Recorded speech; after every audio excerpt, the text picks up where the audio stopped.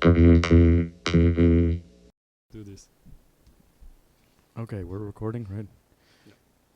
Hello, everyone. Today, we have a special guest here, the facilitator of this whole project, Mr. Francois. I still don't know how to say your last name. Try. Valore, you don't say the X. I don't really know. Yeah, you said it's Vaxelaire. Vaxelaire. Perfect. Okay, so I just was being stupid, I guess. Just perfect. Francois Vaxelaire, Mm-hmm. and he's the one of the founders. I guess I don't know what your title is at the lot, but you run the lot. I run the lot. I like to think I'm the founder.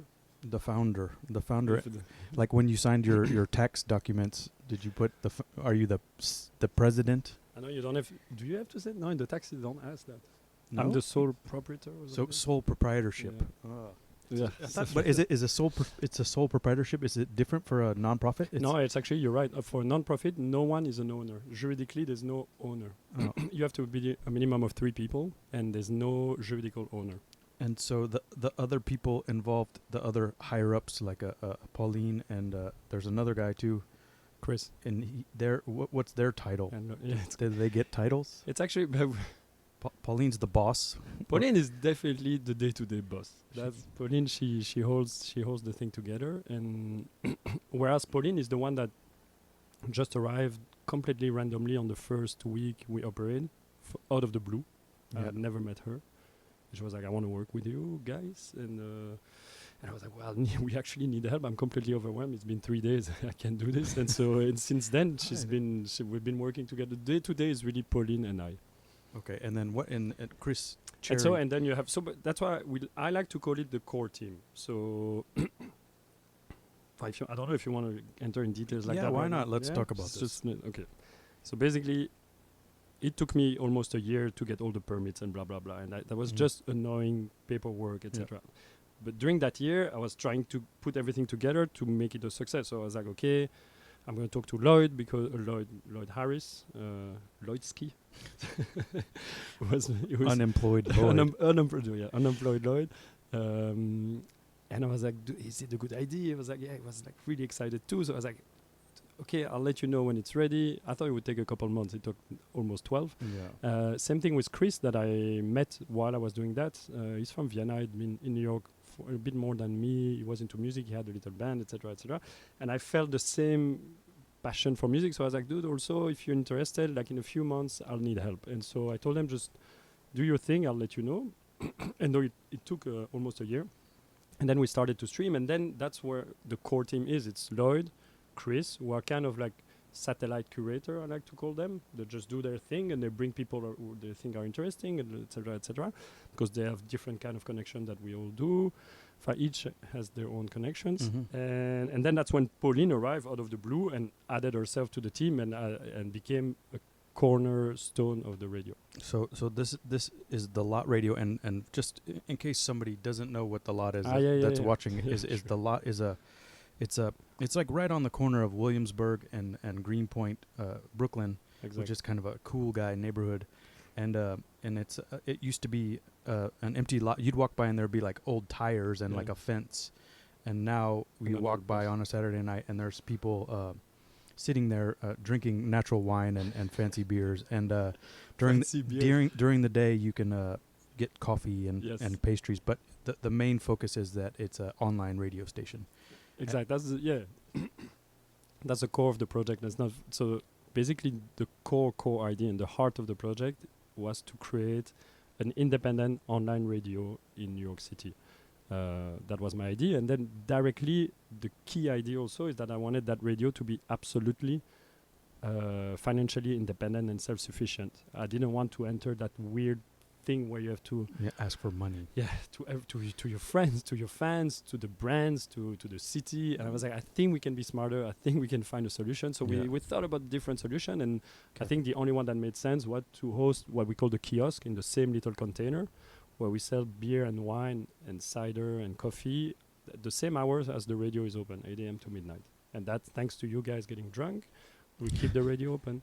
Yeah. So if anybody wants to visit, you can visit online. It's thelotradio.com, Yeah. and you just check it out. There's a chat which I think is great, and Yeah. and if they want to come by physically, it's you take the G train to Nassau, Yes. or the L to Bedford Bedford. Avenue, and what's the address? 17 Nassau Avenue. I think you just go on Google Maps, you type The Lot Radio, and that's the Well, I easiest. mean, If you're not on Google, 17 Nassau Avenue, Brooklyn 11222. all right. Just so that's just a little background Yeah. about Francois Vaxelaire. Sorry, I thought it was because like since it was You lost it. you're Belgian. I thought I can't. It for some reason it's like one of those I've never heard before. So it's a is it a common? No, it's because it's it's actually a name from, it's a French name. We're French people who like moved from the village to Mhm. Paris. Then they went to Paris to Brussels and thought it was nicer in Brussels. And then they established a little family. It's that there's only my little family with like 50 people. and they changed their name. No, the Cape Vaxelaire is really French. It's like Alsace. Vaxelaire. Where it's not totally Belgian. In Belgium, it doesn't sound Belgian. Does it mean something? Actually, no.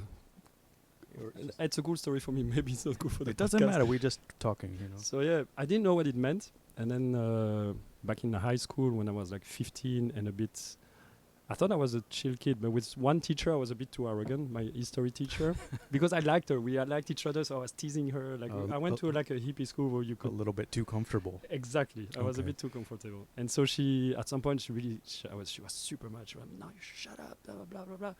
By the way, do you even know what your name means?" I was like, "No, I have no idea. Why are you coming with that now?" And she explained it. It means like back in the days, you know, when you had wars, you had a poor guy in front holding the flag, with like the from the city or the battalion or like, you know, like the flag holder. It basically means the flag holder. The guy was in front holding the flag, and I guess getting killed first or something, just holding the flag, you know. With Do the you- Did they think, or was that guy safe, like the media or something? Like it was like an unspoken rule: you don't kill the guy with the flag, or maybe I hope. or it's like when you're done, you capture the flag, or I don't know. We don't know. Yeah, I didn't ask more. Shut up by then. But I also thought to myself, she actually went and looked what was my name. You know, it's weird. And she found. But she was a great teacher. She was cool. She was a really cool what's teacher. her name? No, Natalie was the annoying one. I don't remember her name. Oh, come on. No, I don't. All right, so that's you're here. I mean, you helped me do this quite a bit, and I kind of had to bother you to do this, but and I also said that we talk about the lot radio, so that's your main thing. But I like to go into a little bit of background to like how you Sure. came here. So you said already that your family is from Belgium now, Yeah. from Brussels. Yep. Born and raised in Brussels. Born and raised in Brussels, and you're are we allowed, I don't know, is it rude to ask people their age? I've been doing it all the time. No, I don't think it's rude. How old are you? 38. How old are you? 42. Oh yeah. Yeah. What? You always thought you were older than me, I think. No, but I thought you were like 39 or something. Oh no. 42. No. Yeah, it's getting there. I'm okay though. Are you? I feel okay. Yeah. As long as I get my nap. I was about to say I didn't want to talk about your nap online. No, I it's was like, it's the fine. nap. It's the well nap. it's well known. Okay. But so you're born you're born in 19 what does that make 81. 81. So we're pretty much the same generation. Maybe you had a little more internet Yeah. in your formative years than I did probably. Yeah. Which means you're that's why you're faster at computers than I am. I still understand it, but you're like Yeah. so in Brussels. You said you went to a hippie school. Was that just immediately from being like in preschool and stuff like that? It was the same Yeah. school. So I went to a specific. It's kind of the Belgian version of Montessori, and a Okay. bit less fancy. It's a Belgian guy called Dr. De Crolly, who created that school in I think the 60s or the 50s. It's a really cool school. So And, so they have water polo and No. lacrosse. No, What are the sports? I know you're crazy. There's no sport. No we sports. had chicken and like a garden and stuff like that where you had to grow your vegetable, and like you could come back with your compost from the house, and all the teacher you had to call them by their name. There was no No shoes. no, it's actually a really cool school. No hierarchy, so the teacher has no more authority than you have on the teacher. No point at the end of the year. It's more appreciation. Yeah. So you can be good in one class, but if you're like have a bad attitude, you're not gonna have a good report. And- It was very well. And really there, well. and this is since you're in Brussels, it's like a French spoken It's for French. French speaking, yeah, in Brussels. And was it mostly French kids that went there, like that side of, or were there the Flemish Flem- kids also? Sadly, back when I was young, Brussels was Divided. No, it was no, but Brussels itself, I think, was 98% French speaking. Now there's a lot more Flemish living in the capital, which I think is great, Yeah. and way more international people thanks to the fact that we're like the European capital. But back when I was a kid, that's a problem in Belgium. It's a tough problem. Even in the capital, that's supposed to be bilingual. The school system is divided, so you don't meet Flemish people. Yeah, And when you're a kid, I have one Flemish friend. yeah. And what, you played sports with him? I don't play sport. I No. didn't play sports. Nothing, not even like but you're a runner now though. You Yeah, I started in New York to run. Oh, so to be like a New Yorker. so you could get chicks. No, so I could get just fit and not feel old. Feel better. Yeah, yeah. Yeah. It's a good thing. To It's exercise. actually I do it more for the mind than for the body. to Yeah, be it's honest. a pretty exciting thing. So what? So I mean that this school, we had other conversations before, and you said that if you were to have children, you would like your children to go to this school. So it seems like it was a pretty I told you about formative, that school. formative Ah, place. yeah. No, I still believe so. That school. Okay, so if you want the whole story, I come from more of a in Belgium everything is kind of traditional, and so my family is normal traditional, and so I was expected to go to a traditional, like normal, maybe Catholic school or something super normal. Mhm. But my parents, thankfully, I don't know why, they liked that school, heard about that school, and put me there. And definitely, when you see my cousin, etc., and like we're from the same family, but we're really different. Like we don't have the same life path. And the life path I had is What will we think when we see your cousin? well, no, they're super nice. That you're not from the same family. It's or more like when they see me, they're like, "What happened?" It's more like I'm You're more the- like the you're weird, the black sheep, No, the weird one, the weird kid. but not that weird. Just they're like, okay, the guy. But do you have brothers and sisters? Yeah, I do have two And- little and brothers. They and went there too. and did all of them. Are they weird too? Thankfully. Where are they? So my sister, she's the only one. She's in Brussels. She breeds horses. Okay. And she's more tough than I am. And you and me, really, she's super tough. She's super tough. My uncle told me never marry a horsewoman So because he- you'll never be first. He's a smart guy. He knows. she's something. She loves her horses. She's something. She's really a piece of cake. A piece of work. A piece of work. Sorry. Sorry. And you said you have two. You have a brother And also. two little brothers that are little. They're like 5 years younger than me, and they're incredible. I love them. And what are they doing? One of them is like more into like startup world, really like kind of Tech Mr. guy. Perfect. Yeah, Okay. no, Mr. Perfect. He like he has his shit together. He has twins. He has a house. He's like normal.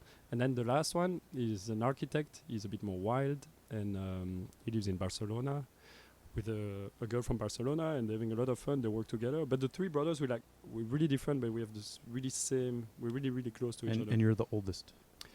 My sister is older, but She's different. yeah, she's different. Does she went to the same school? She did, but no, that's the crazy She thing. got kicked out. She managed to get kicked out. It's literally impossible to get kicked out from that school. I know a kid hit a teacher. He was not kicked out. She got kicked out. She didn't fit in. And so, but that's when I changed school because of her, actually. Anyway. Okay, so you're in Brussels. You go to this really cool school, and you didn't get grades, and it seems like it promoted like critical thinking and Yep. just maybe not your traditional subjects, maybe more like a Scandinavian school, or you said Montessori school. Yeah, I don't know. Because that's from what I learned now from Montessori, I can see the same kind of Yeah. promote the creativity of the kid. It's Yeah. it's a bit less. I prefer the Crowley, because it was more. The school was super diverse. It was not a little small world of completely disconnected from the city. It was a cool city. If you could pay, you pay. If you couldn't pay, you didn't pay. It was kind of like that too. Okay. Yeah. And so do you? I mean, I don't know. I mean, this is stuff you said you didn't want to talk about. So I don't know how many. No, I don't have a question developed. Did I but say stuff I didn't want to talk about? no, you didn't. You Oh. didn't. You didn't. You were worried that I was going to ask questions that Well, you I mean, didn't want to no, answer it's or fine. something. But did you have any so this podcast, this talk video? What's it called again? Talk video. I can't even remember. Today I posted my Instagram Video for the talk. Lot Radio, and I put Newtown Radio. Ah, yeah, you did. Oh my It's like, god. whoops. So it's okay. I can't remember sometimes, but It's we're fine. supposed to talk about music. So, Yeah. you know, in this time, was music a part of this school? Did they have like a music department, or was it just kind of like a that was more of a social aspect Ah. of your childhood? Ah, that's interesting. No, actually, music was. We had a shitty music class. It was so lame. We had to play. The recorder. I learned that it's called a recorder, which I still don't understand. What do you call it? A flute or? A flute. A Yeah. recorder is a recorder. But the plastic one. yeah, Or we they're had to buy the wooden. plastic one. It was like Yeah. €5, and you had to have the recorder. I was like, why would we do that? Yeah, it's pretty So, awful instrument for yeah, some bon, and reason. then we had to learn the lyrics of like really Renault and some sort of weird French singer. So it was okay, but that's definitely not where music started to. So more like like what I don't even know what you call that, like a scholastic music, like some choir and some basic stuff. You weren't learning about like the rock and roll revolution or anything. No, but no, it seems like in a school like that you would, you know, they'd maybe teach you about avant-garde music, or you would expect a better. I remember the music class to be terrible. But it really, anywhere in your life where you're not, it really depends on the teacher. Huh? The Yeah, I guess institution so. can be great. The teacher sucks. It sucks, and the teacher was really bad. She was nice, but she was really overwhelmed. She was completely overwhelmed. But well, But you always now the thing that you realize when you're older is like the teachers are always like party people. They like you think no? She was old, man. She was not a party. No. maybe you never know. I don't know. That's the thing I have now. Like my friends, they like to, You see, the ones that are teachers. You know, they like to get down. Well, some of them. I shouldn't make all these sweeping generalizations. But so music was a social thing, and do you remember like any moments, or this is typical? You're growing up buying tapes at the record store, because I mean I know Belgium has really good record stores, and true. I don't know, Bruss, I can't remember. Was there like a central one that you would go to, or was this like in the mall, or like it's more so. From what I remember, music is also. on the radio too, I guess? We had some radio. Radio Campus, the radio from the university was really important back then. It still is, and the music started actually because there was a lot of bands in the school. Yeah. There was a lot of weird bands, and you would go see them in the Maison des Jeunes next not too far from there, and that's where you would like start to see music and weird stuff. I don't know if it was. I don't remember if it was even interesting. But what this is when you're like 15 or something, or yeah, that before. That's Before. Yeah. That's like the early beginning, and then I moved school, another weird school, and then music started to be. I don't know why. I think by chance, we started to form a group of friends who were still like now like completely passionate about music. Music was the only thing that was important for us. We had nothing. Like school was boring.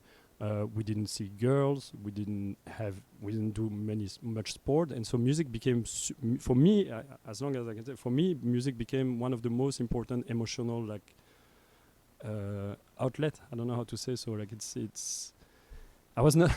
yeah. I was not a kid like that when I was younger. I was extremely shy. I wouldn't talk. Nothing. No expression whatsoever. Super just in myself, and so music helped me a lot.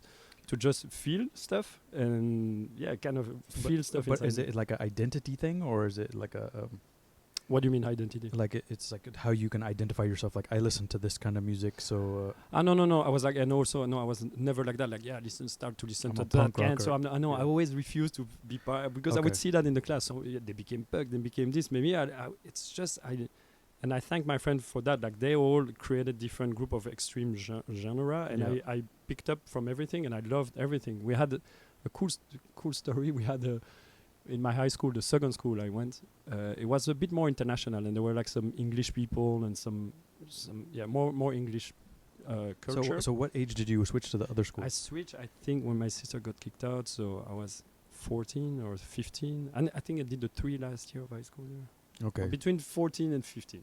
Okay, so 3 more years at the other one. at the other school, and that's where like I arrived there, and the guy I started to talk to, they were straight edge. I had no idea what it Yeah, meant. but that was a big deal, like in that time, the But 90s. in right? Belgium, no. In No, Belgium, it it didn't wasn't. Oh, exist okay, because they so- were English. They Oh, didn't okay, exist. okay, Like okay. literally, Okay. there was barely internet. So I was Well, straight edge. and they listened to ska or something. But no, they had their own band Yeah. called Course of Action, and it was To be honest, in Belgium there were it's like Fugazi, like a this no, like it was Discord style. it was less good. Nation of Ulysses and It these was kind less of good. It Okay. was pretty basic, but I loved it. And for them, it was so important because they had like they were struggling. They were teenager. We were all teenager, and for them, that outlet of that band was so powerful. And I went to all the concerts. We would like follow them in like random villages where they play in like some youth house. You know, like it was.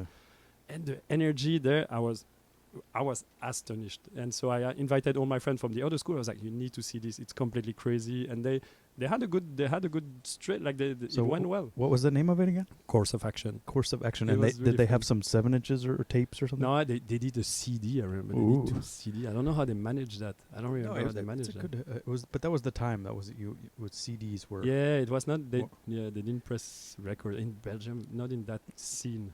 Yeah. And before that, what I mean, you said you were into all different types of music. Do you remember anything like a more popular person that maybe you went to go see, like a Madonna or something? I don't know. Ooh, I don't Like a big show before, just a No, I little went bit to before see that. so many concerts. Yeah. I started. Yeah, with a weird friend of my parents would bring me to all the like the big.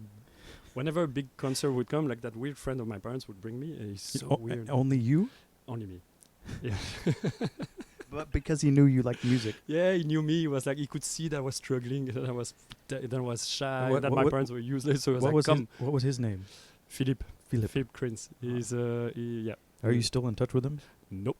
No, he's still alive. I think he's still alive. He's a complicated person, but he would bring. He was really funny. He had that guy would enter anywhere without tickets. Or he was like this. Was like, yeah, let's go see the Rolling Stones. They're playing there. I was like, okay, sure, yeah, woohoo, I'm excited. So he would bring me. I had no ticket. I was like, I'm from the press. He would force his way into the press thing. It was really fun. When I was a kid, I was like, wow, that's crazy. It was really fun.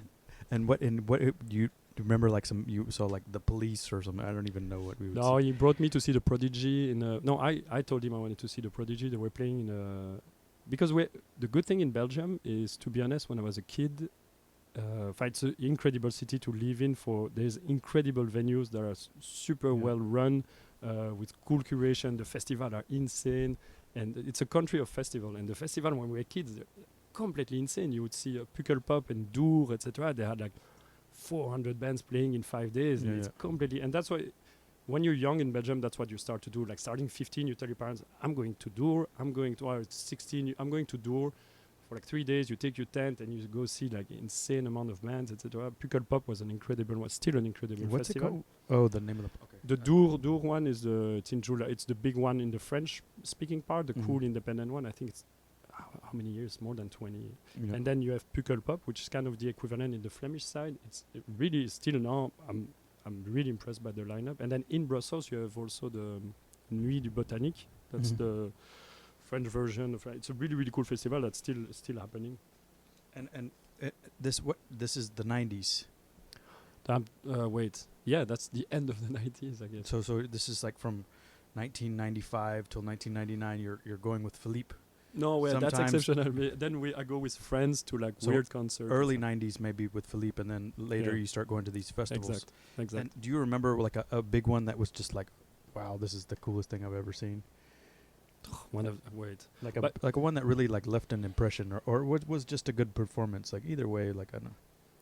Let me think. But no, but to be honest, me emotionally, it's still crazy to say, but that band Course of Action, when they were playing it, Yeah. you don't understand. It was because we have there's one venue in Brussels called Magasin 4. Mm-hmm. Means literally shop number 4. It was a super small punk venue that would hold a number of incredible shows, like insane shows, and we saw so many weird stuff. Then Zoo, you know that band Zoo from Italy, incredible like free jazz punk band, No. insane. We saw so many weird bands there. We would just go and see stuff. And So these are just touring European touring bands. yeah, and the cool thing is that Belgium, since it's not London, it's not Paris, all those concerts would happen like Sunday night, Monday night, etc. Yeah. But we would go because like it's important. Let's go, Yeah. let's see. And Yeah. you had magical moment. And when Course of Action, that band from my school, would play there in Brussels, it was, I don't know, and to see my friends with so much energy and to see the crowd so excited, I was like, this is completely insane. Yeah, that's cool. And so, so it sounds like that was a good time for you. And then, I mean, you're I was trying to get more specific information, but you're not going to give it. So it's fine. it's maybe because it's really that. From what I remember, it's really that. But then It was on just the side, more the experience. You like the community aspect of it, yeah, which I see it carries on now to where you are today. You're not really. You never say like, I like this. Yeah, you're like, I just want to make exact. good content, is what you told me before. Actually, maybe making a point. Yeah, the only thing I could say is like, no, there's actually okay. There was that whole straight edge hardcore scene, etc. That I loved. I thought I was really impressed. But then me personally, I remember when I was younger, back at the same moment, they were listening to hardcore, and I was like, no, I think electronic music. I think I like. Yeah. So I managed to buy a Gemini. You know that Gemini. It's a brand. It's a shitty brand of mixer. Gemini. Gemini, is what we would say. Yeah, Gemini. An old Gemini mixer and one turntable at the day, and then I built my own subwoofer, and then I put that everything in the basement of my house, and then that's when I started to go myself into record store. But to be honest, I had no idea what I was doing. I could feel that I was way more attracted by that somehow, and so I tried to discover myself. I bought stuff, a lot of shitty stuff, but then a lot of back in the day also it was France actually was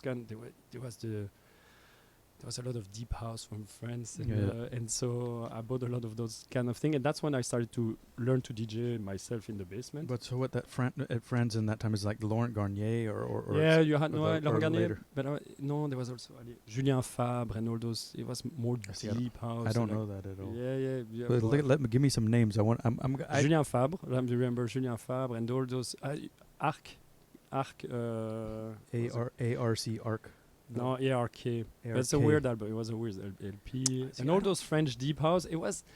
I'm sure it didn't age well. I think. But this is before. This is like before the French touch thing. Like before. Well, it's linked. It's kind of at the same moment, I think, if Oh. I'm not mistaken. So it's like at the same time as like Daft Punk and all these guys. This was way more. They had way more visibility, but in the back you had a lot of deep house, a lot of other stuff, a lot of people doing a bit more weird stuff. Yeah, see, I don't know anything about that. That's why I'm curious when I hear these names that I don't know. Yeah. Even if I don't like it or not, I just want to hear it. You know, and so as these, you say you go to these festivals and stuff. Are there?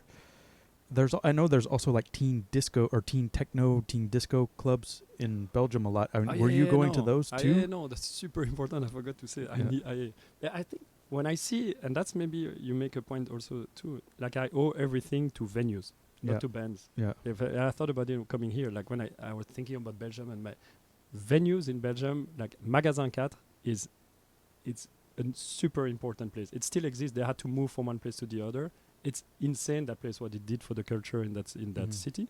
Then you have Recyclar. Recyclar is a super independent a music venue that was hosted in an old train station in the city. Okay. They did the work they did, the people they managed to bring in Brussels is insane. I discovered so many insane stuff, and the energy was really crazy, really raw, really like the Belgian people, like they. Yeah, it's crazy there. Yeah, you know. But when you're a kid and since you're 14, you go out in this place, and then the last venue I wanted to say, it's the Fuse. It's called Fuse. It's like the most proper techno club in Brussels. It's been open since I think they. I think I've been there. I think I played there once. I'm sure you did. Yeah. And everybody played at the Fuse. And when I was a kid, the first night we started to go to clubs was the Fuse. The guy at the door is 2 meters high. I don't know where he's from, but he was like, "It's okay, guys, you can go." And we're like 14, and we're so excited. And the guy, the last time I went, was still there, and still the same people. It's still. I mean, now there's a new club that are a bit more edgy, but still the Fuse is still it's an incredible institution. It's incredible what they did. So that seems so that's an interesting point, that you're more interested in the venue.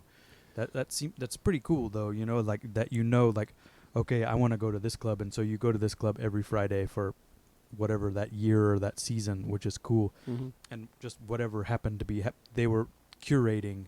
Yeah. You were interested in that. I know we went. We were young, so we're excited with not much, and we're from Brussels. But like we've seen Jeff Mills there like so many times. Yeah. We've seen like big ass name like that. But when you're a kid, you're like, boom, this is insane. Yeah. And in a proper sound system, like it was impressive. It was super impressive. Is there like internet at this? Is there internet culture? Like how are you finding out about these clubs? It's just kind of like go to the record store and get flyers, or no, back in the days, it's still posters throughout the city, flyers in the record store and everywhere. And then when MySpace started, you had MySpace where you would see stuff, but like But that was- Fuse, that was etc. They later, didn't yeah. need. They didn't need. You would You just just go. go there. And no, Friday and or Saturday. also everybody knew. You're like, yeah, at Fuse Friday, this guy is Techno, playing. yeah. We should go. Blah blah blah. And you would go for sure. And then other clubs like in Leuven, Le Silo. I don't know. Like the word spreads. It's Yeah. a village also. Yeah. So I mean, sounds like you had. I mean, and this probably spread on to your university. Yeah. You stayed in Brussels for that too, or It long becomes story. complicated. No, okay. no, it's no. Mainly, my whole life is Brussels, but except I started to travel after my university studies. But throughout the university, I was mainly in Brussels. And what were you studying? That's complicated. Good After question. Your parents were asking the same thing. I no, guess. my parents didn't care. So they didn't care. So I thought I had to do business when I step out of school, high school, because that's what you do in Belgium when you don't know what to do. Yeah. So I went to a business school. I hated it. I went for like 8 months, and I think I experienced my first depression. I didn't know what it was. So I stopped the school, and what did I do? I know I actually went to. I had the good idea to go meet my ex-girlfriend in Australia, to basically leave the country. I know that was after. It's complex. So you got into these relationship drama stuff. Ah, yeah, me. Oh, yeah. Big Ah, time. Yeah. Yeah. So it was business school, then girls. So no. So basically, in a nutshell, let's make it like business school 1 year, hated it. Then the next year, I went totally the other way, and I managed to enter the really good art school of Brussels called La Cambre. And I was really impressed that I got in, so I didn't think twice. I was like, okay, I'm doing this in industrial design. I was super excited. Yeah. And really proud to be accepted, etc. Because it's a cool school. It's like if you go to Pratt or something. I don't know the exact equivalent here, but I would say so. And so I was very excited, but then it really went down quickly, and I realized it's 5 years of studies. I hated my teacher; they were really weird and really boring, etc. So I made one cool friend that I still know now that I love. He finished it. I left after 8 months. And he probably makes a lot of money. He makes, I swear, he makes so much money. He's really successful. But from the beginning, you could see this guy would be successful. And me, I saw him. I was like, yeah, I can't do this. That's not me. Yeah. But I learned a lot, Yeah. and I left. And then that's when I went to Australia for 6 months to travel. And you're at this age, you're 21 or so, or Exact. okay. Yeah, I had And my 21st birthday. You in went Australia. for a girl or with a girl or She was there complicated. having a gap year, I guess you call that. And me, I was like searching for myself, and I really missed her. So I was like, okay. And what city in Australia? So that's a funny part. So we did. Do you know woofing? Do you ever heard of woofing? Willing workers on organical farms. So basically, I do. I know someone that did that too. I discovered it. So we bought an old car that was as old as me, an old ambulance. She was 21 years old back then, for like nothing. And then we lived in that car, and we had a little booklet with all the address of farms that are able to.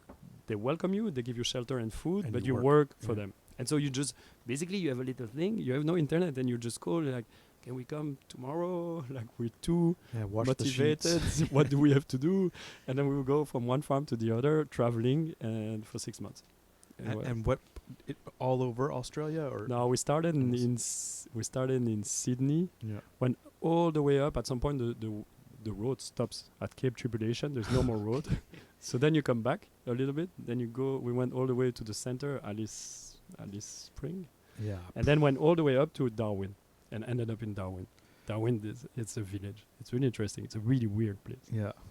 Have you been to Australia? Yeah, I've been to Australia a couple to times, play. but only in the. I've been in Perth and Ah. Sydney and Melbourne. Yeah, Melbourne is the only city I wanted to go. Melbourne is really nice. Yeah, because the only city with a lot of sorry, Yeah, no, city it's with okay. more culture. From what I heard from everywhere I went in Australia, they were like, "You should go to Melbourne," and Yeah, we never made. It's like for me, the Melbourne is like what you want San Francisco to be like. Ah, yeah, It's like interesting. it's nice with hills and good weather and good restaurants, but Mhm. it's like better or something. I don't know. Mhm. Or like I don't know. You know how Vienna is like really nice somehow. Yeah, It's like Vienna meets with more San young people. I Francisco, hope. but but Australian young. I don't Okay. know how to. But California, the Californianess of Australia. No, but that's the reason I could feel that it's the only city I needed to go, and Yeah, it's- I didn't end up there. I So I li- came back to Belgium, Yeah, you should go. and that's when I started to study. for real. But I mean, so you're just Back then, I'm 21. for your a year. You're driving in. No, 6 months. 6 months. That's Yeah. not that. That's fine. That's fine, no?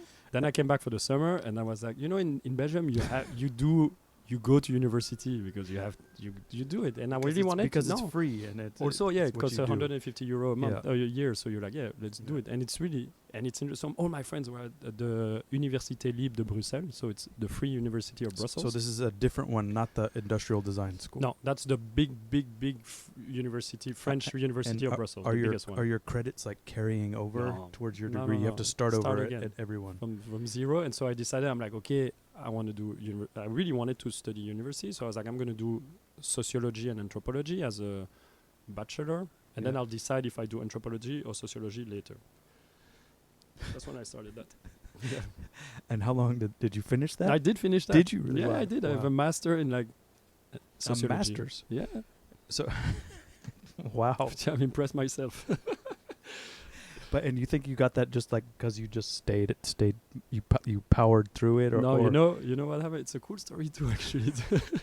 Now I think about it, I didn't finish thanks to the university. I finished because with a friend, he was 2 years above me doing anthropology. Mhm. A really close friend of mine, Alexis. And there used to be a cinema in the university with a proper 35 millimeter projector, 60 millimeter projector, but it was dead since years. It was completely condemned. And us, in our heads, back then we're still into music, but also cinema, and we're like, we're going to reopen that cinema, I have a cine club, and do a projection once a week, and do that. And so we started that, and it was an okay success. It was a good success. A lot of people would come every week, and we learned how to project in 35 millimeter and 60 millimeter with the big machine. And So- that's so that's how I finished my studies, because I was doing only that. because you wanted to have access to this place. I don't know. I think we wanted to do that. We had a lot of free time, and we're like, let's Yeah. be creative. The university is boring again. And so you're showing a films, or Yeah. you're having these live performances, or some. we did. mixed So stuff? basically, the idea was to show a lot of classical film, and for us, it was just fun to. You had to go and rent the huge reel. You had to go pick up the reels. It was 6 kilometers of reel. Bring them, mount them together, project them, break them. So this is kind of the start of your curation, or It's the first. Yeah, it's the throwing a party, or putting an event together, or Yeah. organizing. true. Yeah, kind of. So you were doing this with your friend Alexi. You said Exact. the same guy. Is it what did you have a collective or some kind of theme or a name to it, or The name was shitty, man. The name was so bad. I can't remember. I don't understand what happened. I'm so annoyed. what is it? It was called Zeppelin Cine Club. Like a It's Zeppelin. like Led Zeppelin. Like a Zeppelin. Oh, because that's what it looked like, or something. I don't know, because it's also it's a huge toile. It's a huge canvas, etc. I don't know how we get to that name, but the cool thing is that It's not terrible. yeah, I mean, it's weird. You could have an okay logo, I think. No, the maybe, logo but- was really fun. Yeah, It was yeah. so that's how I reconnected with the art school. My Okay. friend was at La Cambre, and so she was in silk printing major, 5 years of silk printing. Okay. She was really bored, so I asked her if she was willing to do all the poster with us. And so we would do poster one by one, just one poster, Yeah, one yeah, poster, and yeah. we had to put them in the whole university. And every week we had to do silk printing, and it was But see, crazy. there's something about that way of promoting, because when you're going around putting up these posters, you meet people stop you, and I ask questions. Exactly. And No, you, it was then you crazy. get a different crowd than if you're just That's totally true. sending to Because your email we- list or whatever. That's totally true, because we were so at that university. It's huge, but most of the poster they're for shitty parties, like really tacky parties where you pay $100 and you get 5,000 posters of Yeah, bad yeah, quality, and yeah. they would clash them everywhere. So we Yeah. would be with one poster in really good paper and just post it, and then 10 minutes later it was over placard with other. Or the good thing is that- somebody takes it because it's nice. Exactly. Yeah. We end up all the people had them in their. It's called cot in Belgium. When you're a student, you cut. You have a really cheap apartment with other students. It's Okay. super cheap, and so and you go to parties from one to the other, and we would see them at places, and we were so happy. It was cool. The legacy. And so you're having these the Zeppelin film Cine Club, yeah. Cine Club. Yep. And how long did this go on for? For the I think it took. So it's also your whole time of your sociology degree. almost 3 years, and it continued after us. But it was the only cultural activity at the university that was not losing money. And I was really proud of that. And you learned that from the business school. No, I don't know. No, it's because we had so much fun and people had so much. Well, We would yeah, screen a movie and we had like $1. It was $1 beer always, Yeah. and so people would come and drink beer and we'd end up like talk about the movie for hours after and drink all the beer and then go somewhere. It and was incredible. After, did you have music and stuff, or? So during we did a lot of classical mute movie with people playing on it, Ah, okay. like Nosferatu and all those. Metropolis and. We didn't do Metropolis Oh. because it's boring and Yeah, too yeah. long. But we did Nosferatu because it's short. We did a lot of shorter one and we had a lot of fun. There's a club over here now that was doing that. At the Film Noir. Yeah. Yeah, I know. Okay. Yeah. Sorry. No, it's incredible. So we had so much fun doing that. So, I mean, I was just gonna ask you some of the movies you showed, and you just answered that question. So I got to think of another one. Now we did all the classic. We did the Rocky Horror Picture Show. We did all the cool thing is that we had them in reels, like from back in the days. Yeah, which like is a so real fun. projection. Yeah. And the light bulb burns We out, did- and you yeah, burn no, holes in we the film. we burned and all that. Doctor Strangelove. We burned it 3 times. The reel was so old that it would just crumble. Like And we had to stick and- stop it every 20 minutes. Yeah, I had a whole I think you have to have your film experience where you like tape it and cut it together we and had to, like, splice it and exactly. and burn it on It's the projector. incredible.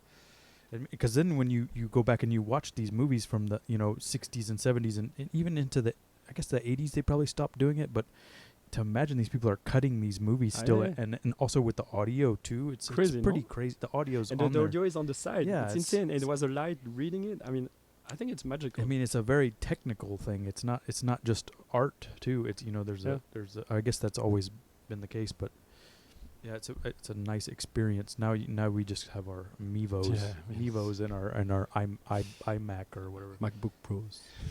But it's cool though. It's cool. You managed to do that at least. Yeah, thank you. So it sounds like you had a pretty good time doing that stuff. Yeah. What made you move on from that? But at some point, I was another- finished with another university. girl. No. At some point, no. Actually, I was so bored in that university that I applied to do my last year in Montreal. But that seems everyone old then. Belgian people seem to be bored a lot. I mean, it's It's- a it's- perfect it's an country, so easy you place, get bored. right? Yeah. So you get bored really quickly. And so you went to Montreal. What? Just Why? yeah. But so- because I mean, Brussels. I mean, I've been born and raised in that village. I love it. I still love it now. But it's like there's not much. It's is this just that it's easier with the French thing? You want to go to North America, Ah, and, no, and it's that's the entry point. No, I mean, in Europe you have that program called Erasmus. So during your university, you can go do 6 months or a year in other cities. But it depends. It's your teacher who have to make connection with other university. My teacher was such losers at sociology that we could go to Grenoble. I could have gone to Grenoble actually, or to another random city, and I was not really excited about it. So I don't know why I ended up talking about Montreal. I don't know why I ended up in Montreal. And another friend was excited too. So we're like, we're gonna create the connection ourselves. So we started to write to Concordia University. We're like, we in sociology, we want to come. Can we? Blah blah blah. And we managed to get it approved. And so we both went. It was actually kind of the best year of my life. Montreal. It's Yeah. a pretty wild city, though, huh? But that's what I learned. I didn't know when I arrived. I was like, it looked a bit boring after 1 week. I was like, what am I doing But there? the thing that I found weird about Montreal is that there's the Francophiles and the Anglophiles are pretty Yeah. separate. Yeah, it's like, but it felt like Brussels. It's a weird. Yeah, I guess It's it's like the it same. You felt have the the same. Flemish and the French. But we get along well. Like the Belgians get along really well with the Quebecois because there's that kind of Yeah, I don't know, you're not French, but you're exactly. French. Exactly. But you speak French. I don't know. Yeah. So what happened? What year is this? I'm old. I think I had my 25th birthday in Montreal. And what is that year? Or what does that mean? I have no 2006. Is that right? idea. I have no idea. I'm bad in that. Yeah. You said 80. But no, because I 81 arrived you were born. 2010 in New York. So you said you were born in 81. Yeah. So plus 25, 26, whatever. Yeah. In the 2000s. Exactly. Definitely. Middle after 9/11. Where were you for wow. 9/11? Was that a I big? remember I was just quick. I was in Brussels, like working with a friend. Like, we're like distributing like shitty flyers in. And you saw it on the TV or No, I something. don't know. I think I had a cell phone because my father called me and was like, it's World War III. And I was like, okay, I guess. And I went home and I saw the news and I was like, okay. Just quick. That was just a quick, curious question Yeah, for me. Sorry. But so 2006 or so, you're in Montreal. Yeah. And also in Montreal, the music, man, the venues. Yeah, on both sides. So we had the whole indie rock and folk scene. I think in Montreal, like incredible venue like Sala Rosa. And there's one group who has like 3 little super nice venue and so many incredible people. I saw so many incredible people there. It was the moment also where what's that band from Montreal, the really famous one? Ali, it's gonna come back. My God! So they were famous at the time. And yeah, Les Georges Leningrad. I know or Georges something? Leningrad. Yeah, I love Les Georges Leningrad. It was really fun. I don't know. Yeah, but anyway, I discovered a lot in Montreal. I loved the energy of Montreal on both like the more indie rock side and folk side, but also the electronic side was really impressive too. I can't think of what's a band from Montreal. Yeah, the mega one, the huge. Describe it. It's insane that we don't. Animal Collective. No, it's bigger. Allez. Coldplay. Their album, the famous album is called Funeral, I think. Oh, Band of Horses. No, they're not from Montreal, are they? No. You know who? That was so bad. I don't know. It's gonna come back before the end of this, I'm sure. 2006, I was not into indie rock anymore, so I have no idea. Bon. But anyway, so yeah, but the electronic side of thing was really interesting too, I think. But you're there for an entire year. Yeah, a So whole year. It's cold. Well, it's okay. Apparently, the winter I had was chill. Was okay. Not that bad. And just another. You have your driver's license and you're driving or? But in Belgium, you get your driving license. If you're motivated, you get it at like 17 and a half or something. And so you got it. And did you have a car when you went to Montreal? Because no, they have a public transportation, but it's no, yeah, the subway was it's chill. not bad, yeah. Well, you could rent a car. We rented car to go to like. Oh, because you drove around Australia too. I forgot Yeah. about that. All right, sorry. Just curious about the logistics. No, in Montreal it's easy. It's small, huh? And did you go with friends there, or you like your friend Alexi went with you? No, my another friend called Francois went on his side to do. He was studying political science. I was sociology. So he went on his side. We're not living together, but we'd like seen each other a lot and became really good friend there. We didn't know each other really well. And no, I lived with like 4 people from Quebec, and they helped me. They helped me a lot to become less shy. That's why I learned to be not shy in Montreal in 2006. It's late, huh? And you're 25 by this time. Yeah. I think that's normal. I think that's like a. For Belgium, it's not too, but like people take their time for studying. Yeah, America's different. It's a lot different than Europe. We're yeah. I don't know why, but it just is. Yeah. So you go. You stay in North America after this? No, you're crazy. Oh man, then it becomes. Then you start. Then girls. What? then one. Oh my God. Then one girl, and you do this whole thing. No, yeah, it's actually if you think about it, my God, yeah. No, and then I came back. I went back to Belgium. You have to put your thesis. You have to deliver your thesis in sociology. It's really tough. What was your thesis? Oh my God, the invisibilization of money. It was really invisibilization of money. Yeah. So making money disappear. But how how cash? But how like why cash is disappearing? Yeah. So yeah. like a how credit card is taking over, and also like wire transfer, etc. Like the fact of the cash, which is like the common denominator of like a lot of society, because it's anonymous and it's everybody can own it. Like it's switching to something that's way more personal. Every card is owned by one person, so it's the relation is really different. But so I don't know. I mean, this is where I don't know what I'm talking about, but I'm going to say some stuff. Sure. The thing I always heard is that the reason why we use cash is because the black market is necessary for the economy. I don't know. I never quite understood that, and I was wondering was that part of this, or is there? Oh no, I didn't talk about that. Okay. But no, I read about that. Yeah, it's not. Is there? I mean, is that a good thing to get rid of cash? I don't know. I think my thesis it's definitely not positive in my thesis. It's like the cash is really important because everybody owns it. Like, you know what I mean? Like a $20 bill from you is the same as mine, etc. Where the big problem with the credit card, it's really symbolic. It's really subtle. But like, when you arrive, you have like that really heavy gold like card like that. The it's black not. one. Yeah. But it's not okay. Yeah. It's like the transaction is really different when you arrive to a shop with a card like that or a $20 bill. Like the relation is not the same. So it was really. And so that's branlette intellectuelle. It's like that's the start of something. That was I wrote like 60 pages on this, and it was tough. It was a tough one. No, that sounds like a pretty interesting subject. I mean, I'm sure you could probably go on for a while about it, but I think we need to use cash. I like it. I'd rather use cash. It helps. I think. I don't know what it is. It allows businesses to operate in this gray zone, which I think is necessary for new things to happen. And I think you need this like edge, this like buffer. But then you can talk. Well, I mean, we can even switch in. We can defend cryptocurrency for the same reason and said that those gray area can happen online thanks to that. Yeah, I still don't quite understand cryptocurrency. I mean, I just understand that every time you make a transaction, it's recorded, and you need a lot of processing power for this, so that's a problem. Yeah, but I think the technicity is not that important. I think on the symbolic side, it's just, it's a decentralized money. It's not owned nor regulated by any central power, that's the power of it. That's the good part of it. But this processing. Yeah, but there's other cryptocurrency that use way less than the Bitcoin. And are they as safe? Safe in what way? Are they? Isn't it all like encrypted and like yes, you get to keep your privacy, which is the same as cash. Exactly. Yeah. See, I don't know anything about it. I try to read about it and the best way to learn. That's my school would tell you. You would never read about it. You had to do it. Yeah. So buy quarter of a quarter of a quarter of a Bitcoin and buy something in the dark web, and you'll understand anything. I'm sure you bought some stuff on the dark web, haven't you? Yeah, but because you had to. That's my school. They would say you would never. But they would never tell you. Yeah, because I mean that's how I learn is by somebody showing me something. That's a good point.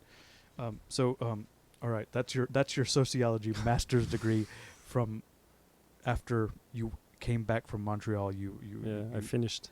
And this is from the school with the Zeppelin cinema. Exact. And your friend Alexi. And Philip. And, good. Or no, the other friend, the other Francois. Philip was the old guy. The weird guy.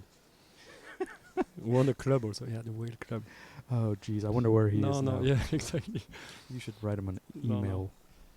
All right. So, we should like how long have we been going for? We're not even at an hour. You know. I'm fine. You're fine. If you're in a rush, I'm fine. I'm not in a rush. I hope I'm not babbling too much. You're talking quite quickly, but it does. I can follow, but I'm not sure if the. Maybe you'll have to type all the. No, I'm not gonna do that. Maybe YouTube does it automatically. You think they're gonna have a hard time with. I hope they do it automatically, but I don't think so. Okay, I'll try to talk more slowly, but then it's gonna take more time. No, I don't think so. People can put the. You know how people watch YouTube videos faster. They do that. They can watch it slower for you. No, because I have a bunch of my younger friends. They say when they watch YouTube videos, they're like, I feel like I'm wasting my time, so I put it at 1.25 or whatever, and they can watch more YouTube videos. Well, okay, I just watch it normal, I don't. Okay, so what happened? Where are we now? Well, you're back in Belgium and you're done with school. Yep. And they said you're gonna invent cryptocurrency or whatever you're gonna do. Yeah. And but there's no cryptocurrency at this time. Actually, no. I'm so sad. It was like I read some stuff. It was before, sadly. And this is what. So now we're into 2007, 2008. Yep. And there's a lot of minimal techno in Brussels. I'm sorry. That was a weird time. It was like I don't really know what. There was also like new disco. They kind of it was like at the same kind of. There's True. Or I kind of fell into house edits, disco edits. Yeah, the minimal was quite big in Brussels at some point. But but that's like I only think I think of like a compact and Perlon. Yeah, and exactly. Like this kind of stuff. Yeah, so in Brussels they would come often. Like every weekend you'll have a big party with those kind of DJs, etc. And there was one crew called P3P instead of P2P.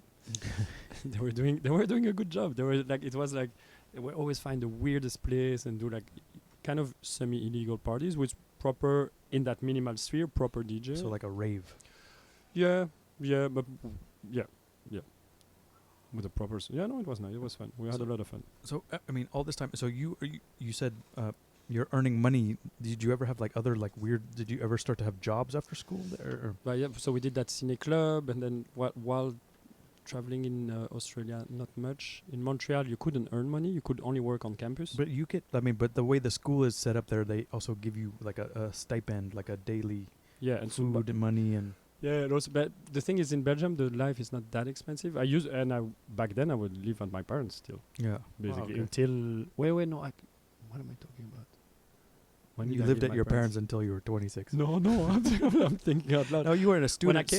When I came back from Montreal, I had to live at my mother's place for a while because I just came back from Montreal. I had no idea what to do. Finishing my thesis, I finished it at my mother's, and then I moved in with my girlfriend. And she's Belgian.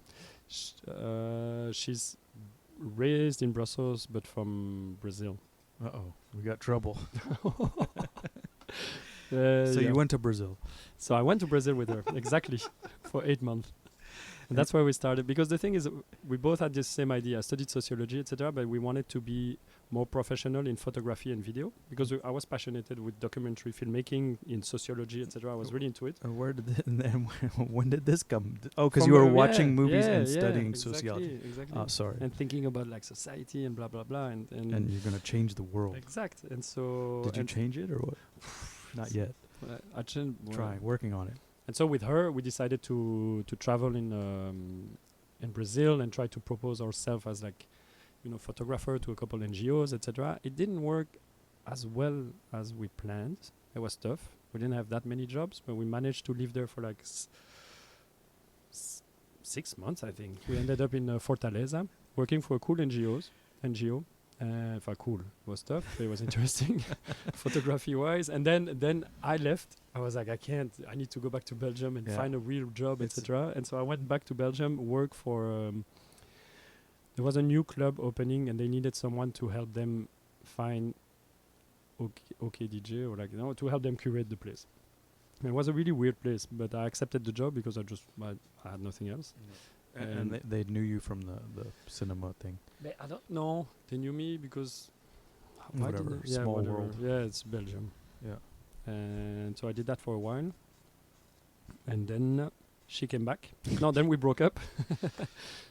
And then she came back. And then she came back. We got back together. And that's when another club, a way bigger club, proposed me to help them curate the thing also, etc. I don't know why they proposed me, because they would see me at the club all the time. I guess they saw that I was motivated, and I don't know. But I refused the job, and instead I moved to Mozambique with my then girlfriend.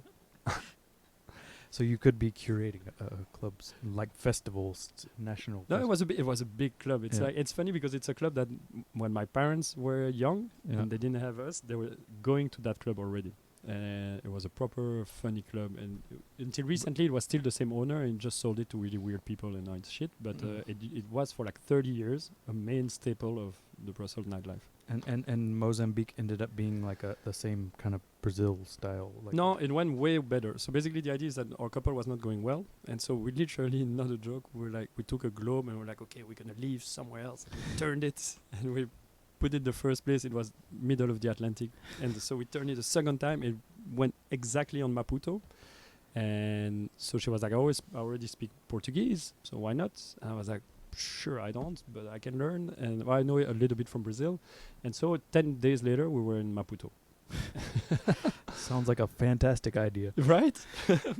All my friends were like, great, it's just super smart. So, but you got your vaccines or whatever you had to get in 10 days, and you went. No, I know. And so the idea, we bought a good camera between the two of us, and then we went there, and she's a. And is it a video camera or digital? It was one that could do both, and so we went and we proposed our service to all the NGOs and local UN agencies. And what is your service?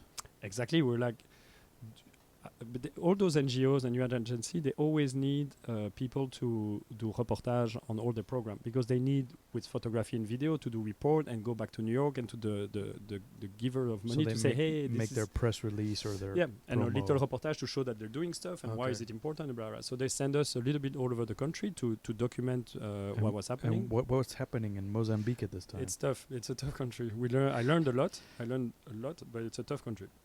I have no idea what. Yeah, but now it's stable. But the Mozambique for 30 years, since the independence until almost 2000, it was a civil war where they would put mines everywhere in school. So there's a lot of mine cleaning there- programs. Or It's done now. Like it's clean since a few years, but it took like 10 years. And but the country was devastated, And so now politically, it's just the party who gained the independence from Portugal, called Frelimo, is still in power. They're all powerful. They Mhm. own the country. If you say that you're not Frelimo, you're in danger. And jeez. no, it's a tough country. But we learned a lot, and we traveled a lot. But after 1 year, I was starting to hate human beings as a whole, as a species, and so I decided we had to go back home. And where was home now? Back to Brazil. But so no, we went back to Brussels, and after a few months, a couple started to fall again, and also we're not happy in Brussels. There was not that type of work, and so that's when I went back on the internet. I was like, fine. So this is 2008 or 9 now. Maybe? 2008, yeah. Okay. And that's when back when I was doing sociology, I stumbled upon a program at the New School in media studies, a nighttime program of media studies. But back then, when I was The studying new school sociology, in New York City. yeah. Okay. But back then, I loved the program. It looked super interesting because it was half theoretical, half practical, and I loved it. But then when you see the requirement, I was like, shit, I'm so far from that. I could never apply. And funny story is, like, years later, when I came back from Mozambique, I was again like searching for something, and I was on the internet, and I stumbled upon the same page, and I read the thing, and then I was like, actually, no, I'm ready to apply. And so I applied. I asked my girlfriend if she was excited about the idea to maybe go to New York, and then I got accepted to the New School, to that program, with a small grant from the school. So I was like, I think we should go. And so we went, and we broke up after a few months, but I stayed in New York. So you're in New York now. Yes. 2009. After 1 year, 1 hour. 1 hour, you recording. made. No, it's okay. It's perfect timing. I think Alright. it's a good. Everybody's got a 1 hour intro.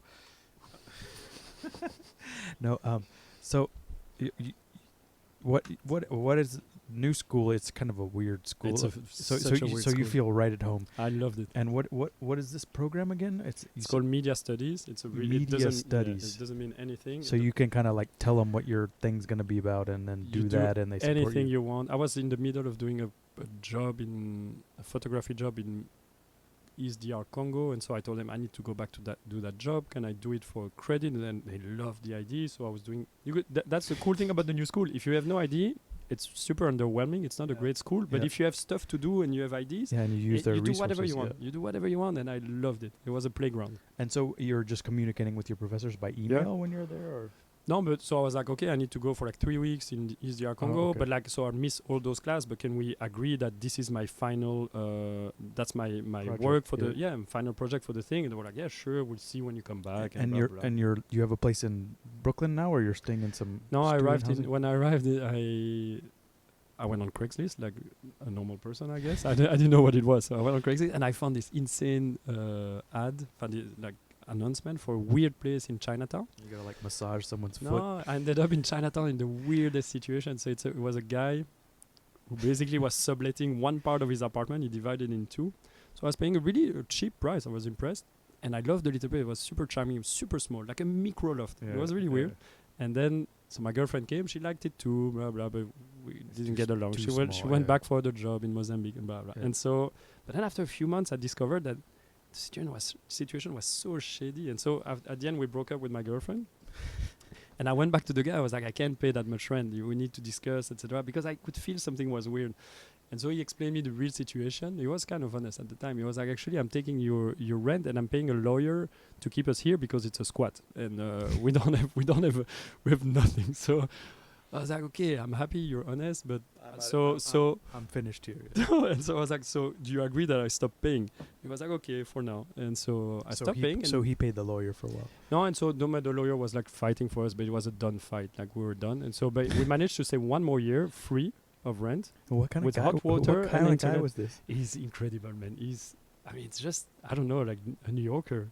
A guy. But like older guy, or yeah, he's an artist, but his art was astonishingly bad. He was kind of a weird, like a drawing weird nudes or something. No, worse. He was making bucks in wood. It was like a child of 12-year-old. He was a really weird guy, but super nice, normal. But that was his thing. He would jump from one squat to another. He was a specialist in squat, which I didn't know back then. But to be honest, I'm happy. I lived there for 1 year for free, so I was really happy.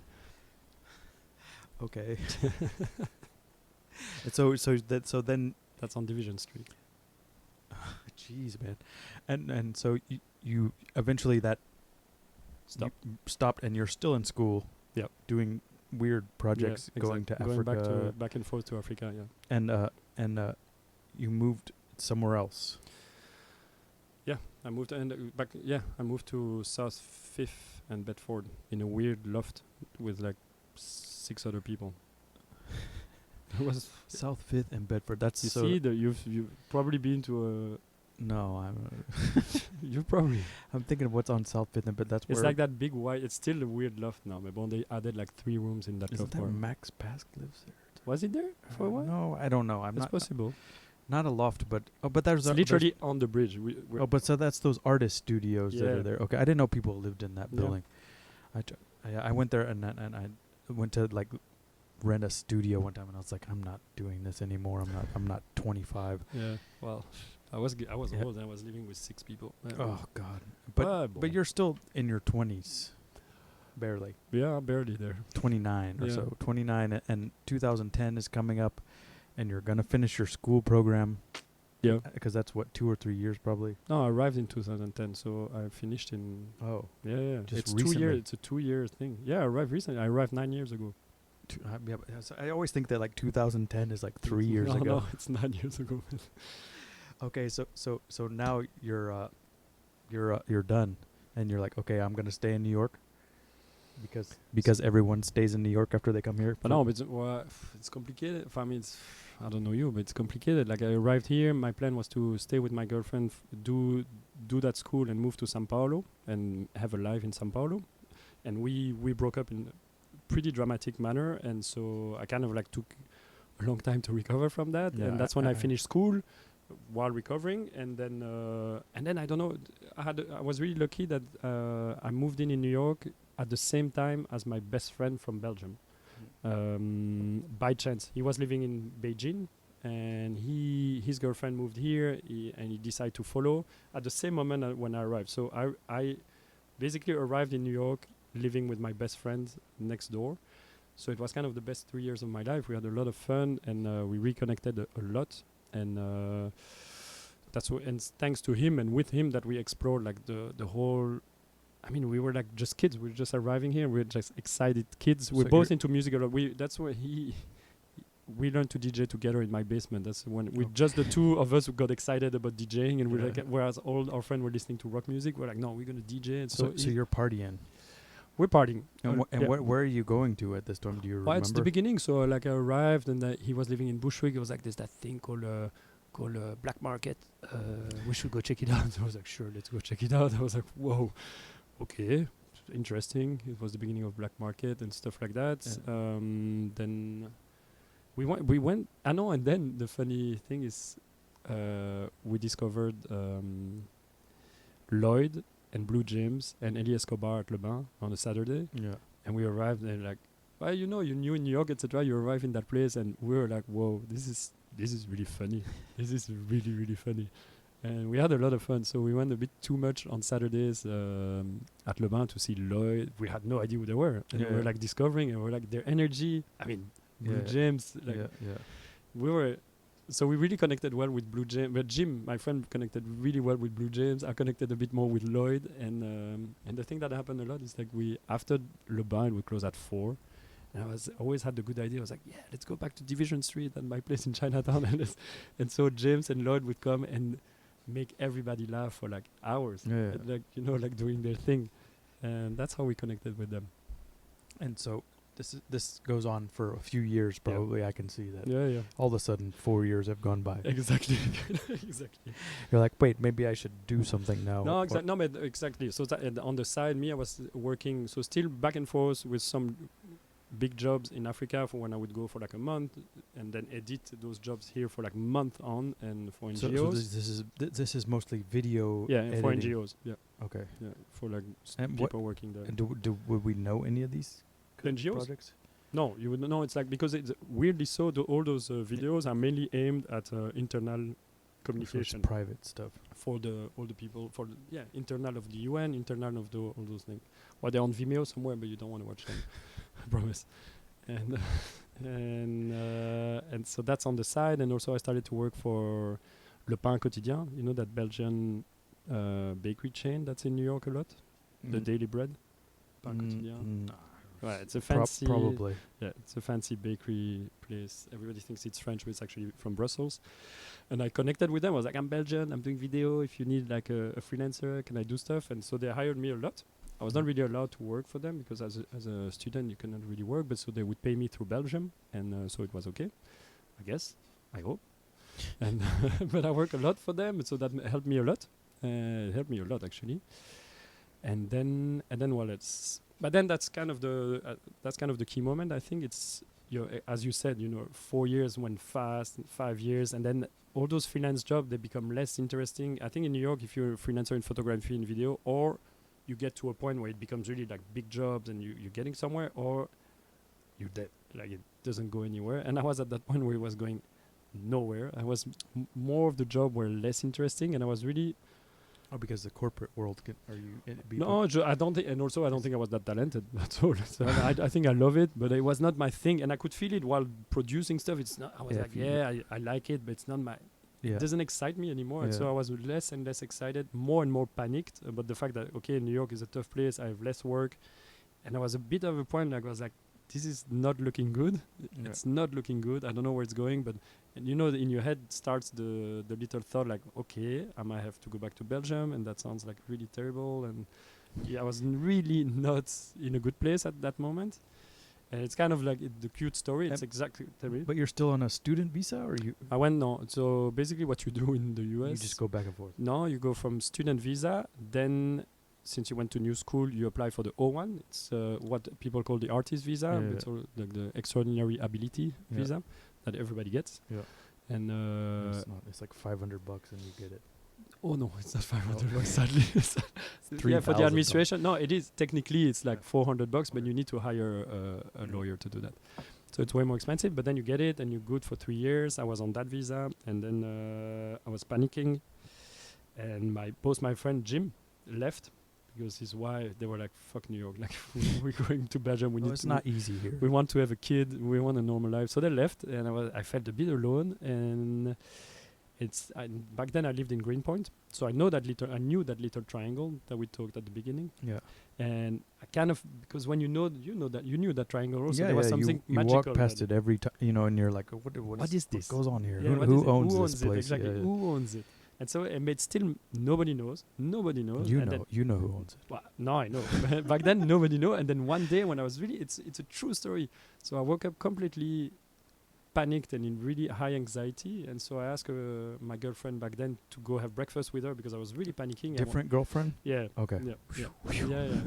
So you moved on. Yeah, I moved on. Someone normal, someone good. Okay. And so she helped me. She calmed me down. So we talked for like a long breakfast. She was like, "You need to calm down. Just relax, go to your little office and make some plans, think a little." And so I walked from where we were to my little office I was sharing with a lot of other friends.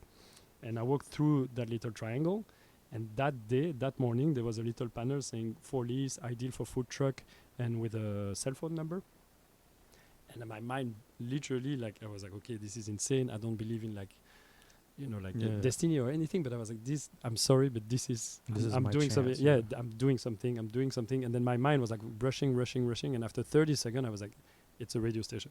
That's it. It's a radio station. It makes absolute sense. I don't know why. And then now I understand, like, I was listening to NTS, to Red Light, blah, blah, blah. I couldn't see the equivalent in New York. So all this makes sense now. I mean, we had East Village Radio, but it wasn't really... But back then it was already... I don't know, but I think it was already a bit... But it was, definitely thanks to them too in the influence. And so when I had this idea and I saw that triangle, like a terrible dog, I just bite it and I never let go, and that's how it started. And so when was that? Do you remember? Yeah, it's so basically it's February 2007. 2017. Sorry, 2016. Okay, so you had some years in New York where you were just having a good time. It sounds like so. That was just figuring it out working, doing freelance job, having enough job to be able to live correctly, and then having less and less job and panicking more and more. So I mean, the idea here between this, you know, like I know we're going through your history and stuff, but I think the thing that you can people can take something from this to hear your story, to say like, oh, I was lost for a while and I was just partying, and then I had this moment and I realized that I wanted to do this project. You know, I think it could help other people by listening. So No, so yeah, but if you want to take home point, that's the take home. The thing that I was still not happy. I was doing all this, and I could feel deep inside me. I was like, you want something is missing. else, Something is missing. Something is missing. But deep inside, I was like, I'm not gonna surrender. Like there's something missing. But I was asked my friend, like I think too much and blah blah. Like so, but I was like still thinking. I was like, something is gonna come. Something is gonna come. So my only advice is like, never let go of that. Never surrender. Like if you if you think something is still happening, like just continue, and you'll find it. And I did continue, and I'm an extremely lucky person to have had that possibility come, but like I was ready to grab it also. So you weren't all along like think, oh, I'm gonna set up this online radio station. It just happened because you saw this place. Yeah. So yeah. And the place, I think, if you think about it now, like like the place, that the triangle is magical. It makes sense for a food truck for sure. And then you're like, oh wait, but is that gonna make me enough money? No. I never thought about a food truck. Really, when I thought about the thing, I was like, I was thinking like something creative. I was like, oh, like a place for us to meet, like something. And then directly the radio came after 30 seconds. Like it was directly, and then came the idea of the kiosk to finance. Because there's no money. There's no. Yeah, I mean, I could just think about my friends at Dub Lab, and I remember every year when they have to do the proton drive, and they're always like bummed out. They're like, I got to do the proton drive. Exact, and I wanted to even NPR, you know. Always, and I wanted to put, because that's also the terrible thing about, and I love all those institutions, they're so important, but that it feels so depressing, like you have to beg for money every year, and like if it's not to people, it's like to brands and to institutions, and I was like, I'm not going into that, and like theater, we don't have, like no one has enough money, and I was like, I'm sure there's another way, so we're gonna sell coffee and beer, we'll figure it out, I'm sure it's gonna work, but I had no idea what I was doing. I had one moment in my life where I had to beg, and I always remember, like I just moved to New York, and I like, you know, you time everything out, and I'm like, I'm gonna get my first paycheck today, and like I'm like, okay, I get my paycheck, I'm gonna go cash it, and like they wouldn't let me cash it, like I didn't have like the proper ID or whatever, and so I didn't have enough money to get on the subway to like go home, so I had to like stand and beg for money, and I like always remember that. I'm like, damn, I don't want to do this, you know, like, and that seems to be the same. But for me, for the institution, I think it was important for like a cultural project to show that it's possible somehow to find a way not to have to beg for grants, etc. I mean, it would be great if we had a grant, to be honest, but like... Yeah, but that's weird too, because then they start to have a say in what you do. They get to curate. I tried to apply for a few grants, and they asked for so much stuff at the end, and for like so little money, I was like, actually, I think I'm going to try to sell more beers. It's going to be fine, because it was too crazy. Because they asked you, and then you have to prove how many people come to your events and to your thing, etc. Which is normal, huh? It's like you have to be transparent, but it's really heavy. Yeah, but even So, I'm gonna switch over. Like this is, I didn't know anything about this. This is gonna go back to, this is the first time I remember meeting you.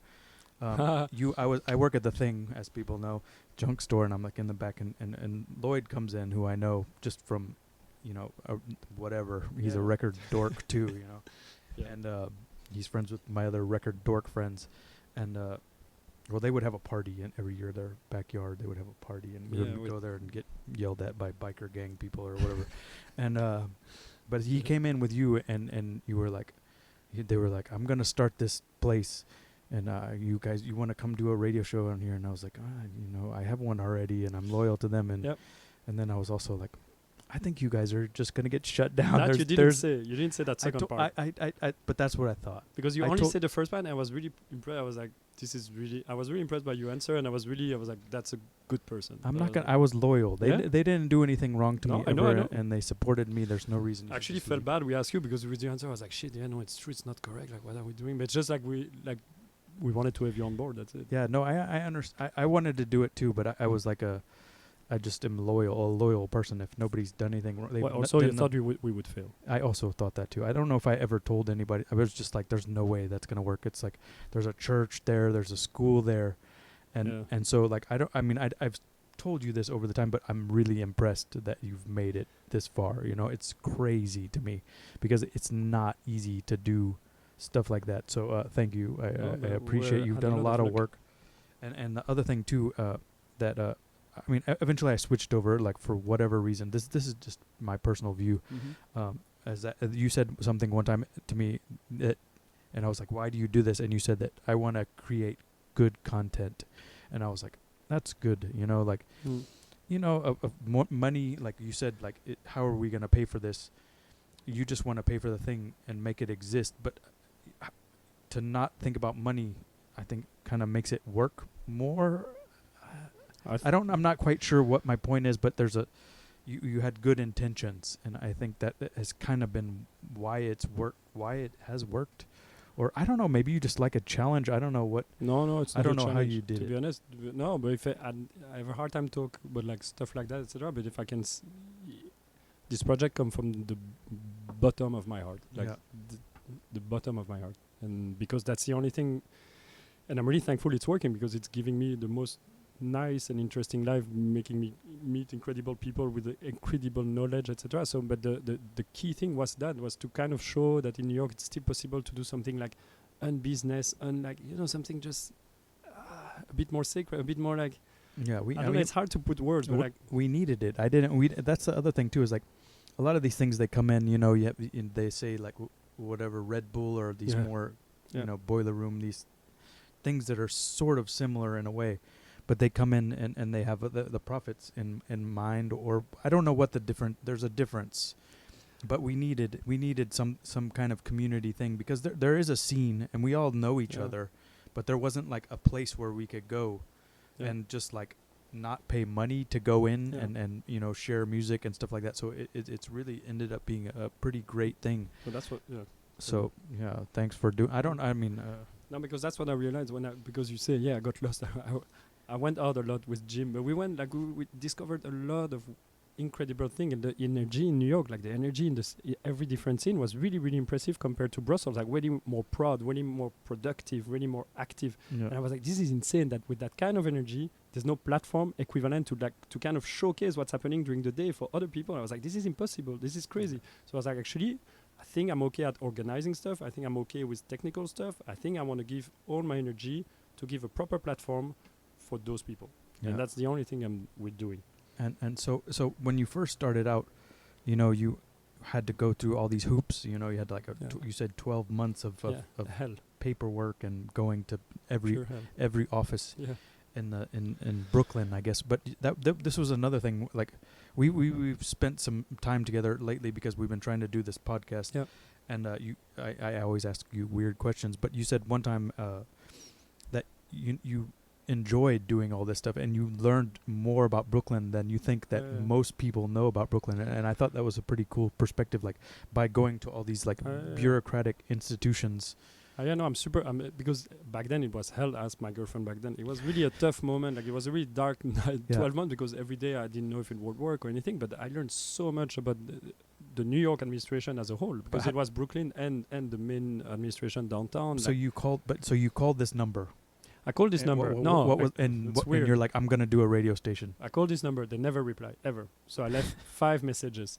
Yo, I'm Francois with my shitty French accent. They were like, this is not serious. They never took me seriously. But I met the guy, and I was like, this is my idea. And like you, he told me a year later. He was like, I never thought it would work. Like, I was just gonna keep your deposit.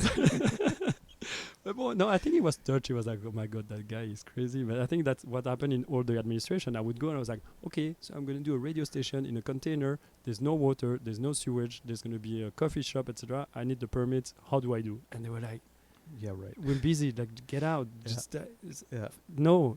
And I was like, no, you don't understand. I'm going back tomorrow, so we'll have to figure it out. So it was like that for every department. But I mean, the thing it's cool that you realize is that once you go and you meet their people too, you know, and then once they see you and they know you're serious, then it becomes something. It becomes really fun. No, I love it. And then you call them by their name, and then at the end you earn respect by going more and more, and then they're like, no, and you're like, okay, and then you come back with your homework, like, I did that, and they're like, again, no, but it's better. And then you come back, and actually, to be honest, it builds something, and you have to go through that. You have to go through. I didn't know. I learned about Expediter. I didn't know it exists. So you hire someone to help you do the paperwork, blah blah blah. You had to hire lawyers in Belgium. You never use a lawyer in your life. You know, here are like 3 lawyers taking care of these things. It's crazy. It's good, but it was super interesting, and now I do understand the administration way better, and it's tough. And that's why now when anyone does a little thing in New York, I have a huge amount of respect. Yeah, Anything. I mean, I had John Barclay on Yeah, before, yeah, and you haven't seen it yet, but we talked about how he along with some other people managed to get the law repealed, Yeah. The cabaret law, and he said that I don't know. He said one of the things that happened was that they got media attention, but that didn't seem like a route that you took at all. This was all. Were you doing any press kind of stuff before? But no, because you have to understand, you have to put back in context. I'm a nothing. I'm nothing. I'm a Belgian guy. I'm like with my accent, people think I'm arrogant. Like I'm like, who is that guy? So and me also deep in myself, I know it's a good idea, but is it gonna work? Are people gonna follow? I was really stressed. I was like, I have no idea if it's gonna be a success back then. You know, I have no idea. And there were a lot of other radio. I was looking and checking online. Other radio were planning to open in New York, like NTS. Like, it's really. I was super stressed. I was like, I have no idea. At that time, you had. I mean, East Village Radio was not on the good moment. And but Newtown Radio was there, but they never really. I know, and they kind of stayed the same always. And and when there was an article saying that some radio was about to open in Williamsburg. There's the one in Roberta's. There's one there too. Yeah, but they're fine. They're talking about food. And then so there wasn't really Radio Free Brooklyn. There's a lot. There's like the NYU radio station, and then there's the WFMU in New Jersey. So there's a radio culture in New York, like WBLS, Kiss FM, like which I have, and I have to admit, I have no idea. But I'm super bad. But I mean, that's probably also a good thing to be so naive, you know, just to believe that you can do it, you know, like But I could feel, because you know, like it was really on the day to day. I would go to all those parties. I would know all those DJ, etc. And I was like, they don't have a show on any radio. I know they don't have a platform. They maybe do a mix here and there. They put on SoundCloud, but they don't have that place where they can, you know, like. There's a couple people. I mean, like there's like Dwayne or like a Small Change were like WFMU guys, and like Tim Sweeney had his NYU show. Still. But there's still I don't know what happened with EVR. It was just like, I guess Veronica kind of left, and then it got weird. I don't know. I never really understood. Pauline knows better. So Pauline, who joined us the first week, she was working at EVR, and she was like, "Oh, I come here." I was I was there for a long time, and then I switched to Newtown Radio. Yeah. But I never really. I always thought of it as a tax write-off for the restaurant. You think? I have no idea. But I could just be making stuff up. I say that sometimes. Maybe you should invite him to things. No, I'm good. Okay. I had Veronica on. You were there. I was there. It was super interesting. She knows. She was there. But she's very. She knows how to say things properly, and not like us. You know? Not like us, exactly. So we should stop and switch to another. No. We got. So you made it through this 12 months, and Lloyd was there. You called Lloyd. You're like, Lloyd, I'm gonna do this. So Pauline and Chris Cherry joined in. So it was a Sunday.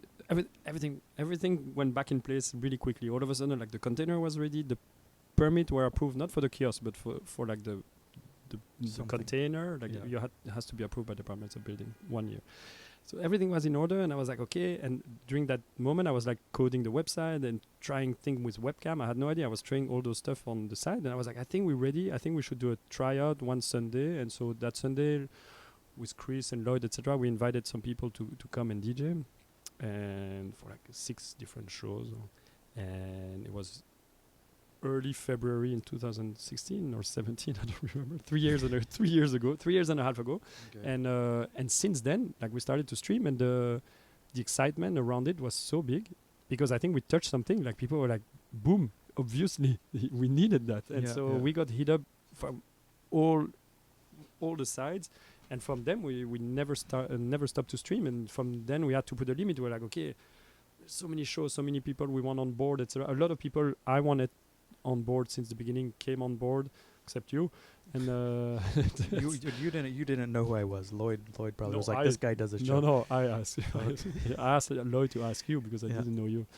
personally. But anyway, and so it went in. At the beginning was so overwhelming, and we didn't have the coffee shop. I didn't know if it was going to work, etc., etc. So we didn't have. We had no one, and so we started to stream from like 10 a.m. to 10 p.m. and then from 8 a.m. to midnight, and that's why I put the limit. I was like 10 a.m. to midnight. That's all because I was there all the time. And then a few months later, we managed to get the permit for the coffee, and then that started to pick up, and the weather was better. So, and I think the first season we realized actually, it works. It works. We're gonna survive. Yeah. And it was a tough first year because it was so much, but it worked. And so, just to explain it better now that so you're open from 8 a.m. to 10 p.m. There's everyone has to midnight, and everyone has a 2-hour show pretty much. Yeah. And there's some regulars, and then you have guests coming in. Whoever comes in and plays is emailing Pauline or you and asking for a show, or their managers. So basically, it's like so we do weekly schedule, and it was like 80% of the schedule is regular show, like you, and some people have a weekly or bi-monthly or monthly, 2 hours in general, and then we keep a part of the week open so that we can invite people who are passing by New York, where the DJ or artist or like whatever we think is interesting, and that's how we try to keep things interesting. And so at first you just started with the radio thing, and then you're like, maybe I need more money. So you started having some parties and stuff. It's not for the money. We did it because it's for fun. Ah, okay. Still trying to get out there and have a good time. But everything happens quite. That's also something I try to explain. Like, we don't do stuff to do stuff. Like, there's enough noise. That's what I was trying to tell you last time. There's too much noise. So if we do something, it's because it happened naturally and we feel it's okay and we should do it. And so, for example, why did we start to do concert in the church? It's because we started to meet those two Franciscan brothers back next to us. We have a Roman Catholic church, and there's two priests, Franciscan. They look nice, so we started to talk to them, and they're super fun and super open-minded.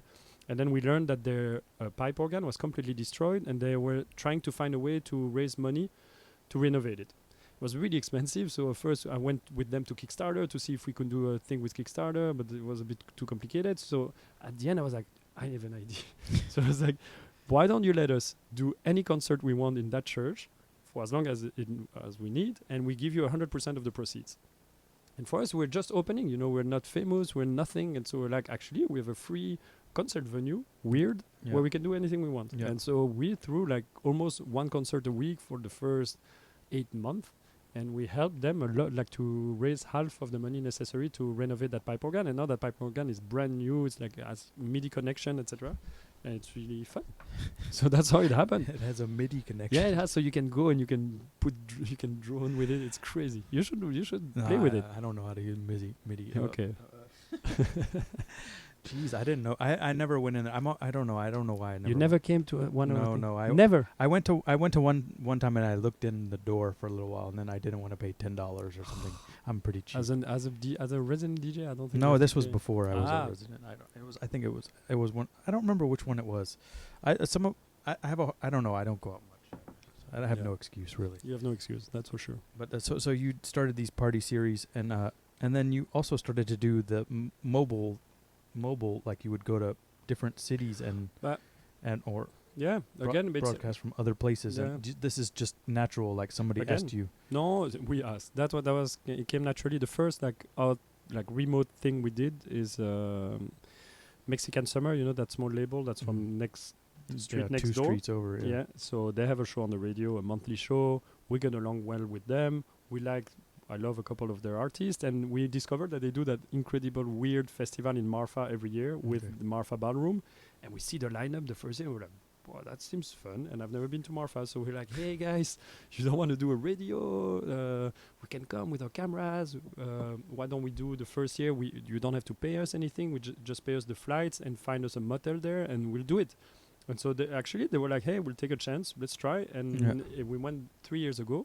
They trusted us, and we had the time of our life, and now we go every year, and it's super fun. We get along with them super well. It's like it happens super naturally, and so that's the main thing. And then since then, we got along well with the people at Mook Fest and Basilica Soundscape in Hudson. We do like small weird stuff, and we love it because it happens naturally. Then some people, some bigger stuff ask, and then we're like, ugh, it doesn't feel right. And I'm like, I'm really cautious about everything. So I think even my colleagues sometimes are like, come on, dude, let's do this. And I'm like, I don't know. I mean, I don't know. I don't know the answer to that. Yeah, no. So I do. We do with the feeling, and to be honest, each time we listen to our feeling, it goes well. And so that's why, for example, the thing in Times Square that sound weird. Yeah. When you hear the pitch, it sounds Yeah. super stupid and weird. I felt the same back then. And then I went to see the venue. So we got invited by Times Square Arts to do something in Times Square. They had an empty room for a while. And so but so at the beginning we were like trying to find a solution, and we couldn't find anything smart to do. And then they came to us, and they had the opportunity to give us an empty money exchange bureau for a month, the month of December, the most busy in Times Square. Yeah. And when I saw the space, it was perfect for a DJ booth, and we just thought it was silly and funny and out of the box, and we said yes. And to be honest, I had fun. I hope you had a little bit of fun. Yeah, it was. I had one. Yeah, but it was fun. It was a weird one. Yeah. No, I went a couple times. I had another. Yeah. Juan McLean came after me one time, and he came early, and got freaky. Well, yeah. I'm sure. We'll have to talk about this later. The lot's going good, and then I mean, you had a rough patch recently. We don't have to talk about it too much, but some people are jerks and were complaining, and you had a hard time. But somehow, I also thought it was the end again. Even I thought it was the end at the beginning. So, so it's you made it through, and I'm impressed once again. You powered through it. But what I learned from this is that if you don't like a business in New York City, you can pretty much have them shut down. No, easily. It's crazy. Pro tip: you just call 311, and if you hate your neighbor's bar, you just call 311 every day for a year. You get shut down. You say crazy thing. We have an anonymous person calling the city and saying that our barista have measles and that they pee inside the container, that our toilet are leaking feces on the sidewalk and stuff like that. And they have measles. Yeah, measles. And that complaint was logged when the business was not even open. So, but the city has to log them in, has to be logged. So we have a huge dossier, quite huge, and there's to send people once in a while to check that we're not crazy people with measles people peeing everywhere, And it's hell on earth. And that person is trying to kill it. He's starting again. So it's really funny. And just as a side note, you've described him to me several times, and I'm a Greenpoint local for however long. So I've been.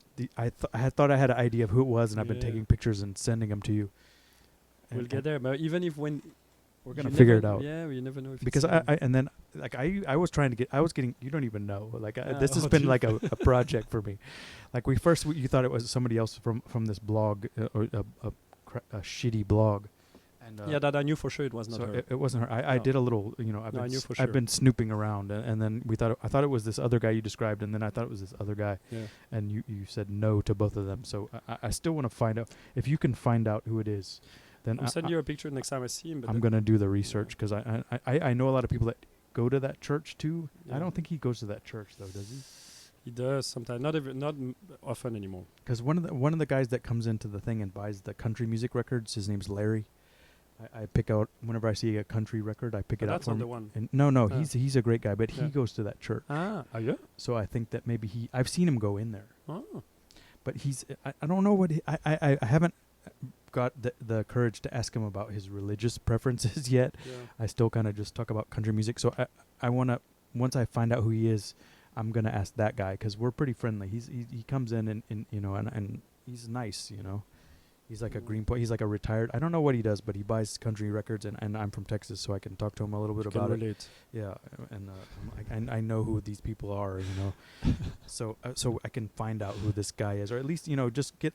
Even if we don't know, it just feels it's really just cool weird to find more out about this person. Because it's so frustrating. Like, why would somebody do that? It drives me. If I start to think about it, it drives me nuts. So it drives me nuts. I almost want to write a huge, like a huge poster on the road, like, do you want to talk? Let's sit down, like, please. I want to buy you some dinner. Yeah, it's really really frustrating, but because he's continuing, but it's fine.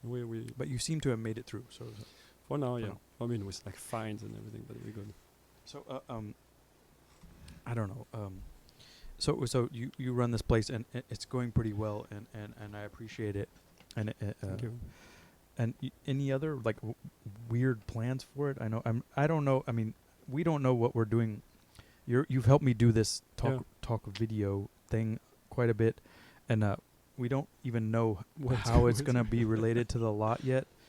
But we're gonna try to do something. Do you have any other plans for other types of content, or have you talked to anybody else about doing any other like weird, or rather than just showing up and doing like a play records kind of thing? Do you have any other ideas? Or to be honest, everybody asks that. Like, it's like, okay, what's next with the radio? What's next? What's next? And to be honest, like, for a while, it would really stress me because it's in New York. It's always like, okay, what's next? It's great, but like, whereas I'm like, I think I want to concentrate on continuing to do as good as possible, to be as welcoming as possible to new young people who are doing new kind of music, etc. They need to feel at home also at the radio, so we try to kind of like make them feel welcome, etc. To keep the schedule as interesting and kind of understanding what's happening in the city as much as possible, and on the side do like quality events, like like the block party where we have fun, the anniversary, the remote shows with key people, like the New York Public Library was fun too, to do like to go into their collection, stuff like that. I don't know, to be honest. We're not going to really revolutionize the radio station. But I think it's good to have a period where it's running smoothly. Yeah, well, it's never smooth. And actually, but I was happy when you hit me up about this, because I think I love this project, and I think you're the right person to do it, and it's cool. We'll see. So I'm happy to. I was happy to help a little bit on this, but I didn't do much. You did everything. No, I don't. Well, I mean, what happened was that I had this idea for a while, and then I realized that putting a video stream on YouTube or doing it live or whatever is more difficult than I thought it was.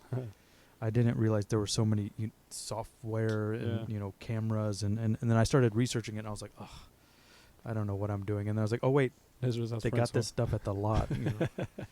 I'm glad I could help. So I'm gonna ask this guy, and hopefully I don't know. I mean, I guess we'll just show it on there somewhere. What we have to talk about it. No, we know. We do your channel is the most important. Talk video or video talk? Talk video. Talk video. Because it's like TV, television. You can always remember it that way. Talk video, and just on the radio, I think we just help with because we have a bit more followers for now, and we're gonna just release the teaser there and just tell people to go to your channel. So you build your own channel. But you don't want to put it on the stream. Yeah, we wanted to do late night thing. Yeah, let's do that. Yeah, whenever, like, because from midnight. Yeah, I don't know. I'm not sure, because we're gonna put out all. Is this weird? We talk about this. Is going to be like, I mean, I don't think they're interested. I think they're not interested. That's okay. Who cares? But so like there'll be at this point it seems like there's going to be 10 or 12 already at once. So I don't know. I mean, you could do like a marathon or. You want to do a night? I don't know. I don't know. I'm just. These are ideas that are coming out. I don't know. Who knows? We have to think about it. We have to think, but when you watch it, I hope it's not going to be the first episode. And no, it's not. I'm gonna do them in order, or I'm gonna put them.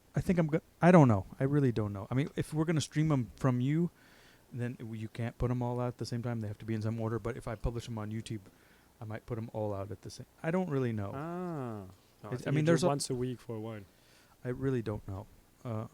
We'll figure out by episode, I don't know, like 10. I hope we figured out. But I think this was another thing that I learned from you, or not really that I learned from you, but it was like confirmed, is that we discussed this and we came to the same problem, like where there's too many options, and you said this one thing. Well, let's just make it. Yeah, and that was a good. I've heard that several times along. With my music career, I've heard you like have all these ideas about what you want to do. You just make it, and then you figure out once it's made, then the idea will come to you. True. So we're getting in the second bottle of wine here. Thanks a lot to our new sponsor, Louis Dresner Wine. Dresner Wine. We should get a sponsorship. No, we don't. I tried. Free, like we got so far we've gotten Focusrite. Focusrite sound card has. Did you figure it out now? Because it was a bit. Yeah. We got the monitoring is now in real time, but there's a lag with the video. No, but that's the software creates a lag to synchronize everything. So we're good with the Focusrite. Thanks to Focusrite, they gave me a free sound card, and then we got these Mevo cameras.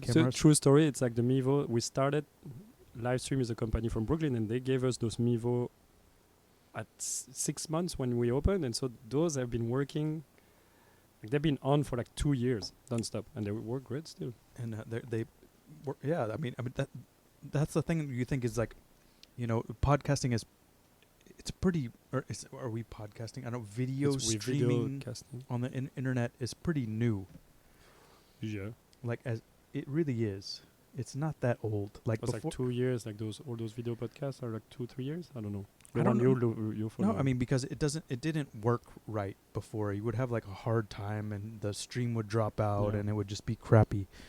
So I mean, that's the thing, is like, now that we're doing it all the time, we think that like, oh, it's just easy. It's a given. No, yeah. But then you try to do it, and you're like, oh, geez, this is hard. What software are they using? But that's one thing. To be honest, if I can say a little note, we are so lucky to arrive with the Lot Radio at this moment in time, because, to be honest, the technical side of the radio was the easiest and was the most funny. It was like, YouTube was free to live stream. Live stream is más o menos free. Yeah. Like it was super easy, and like OBS is a really powerful program that you can. It's free and it's super powerful. So that's kind of exciting times. And I always say that, like, and since then we've seen so many radio stations open. It's so cool. Even in New York, there's more opening. It's incredibly cool. The only thing is that I like to repeat also is like, yeah, the broadcasting part of it is super easy. You click and you can stream HD anywhere in the world. But like, I think the core of our work, us, Pauline and I, is to maintain the station.